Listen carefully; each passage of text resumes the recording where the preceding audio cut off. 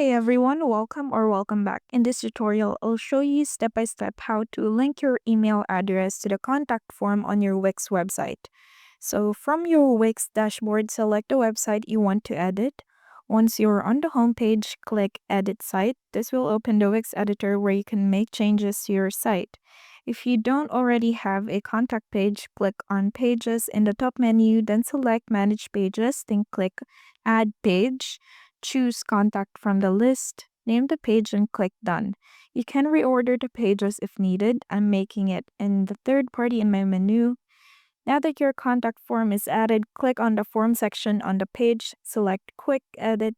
From the menu that appears, you can customize section background, titles, paragraphs, form fields. Feel free to change the look and feel to match your site.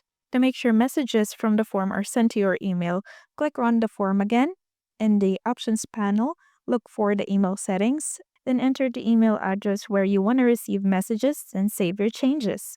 And that's it. If you found this video helpful, don't forget to like and subscribe. Thank you for watching, and I'll see you in the next one.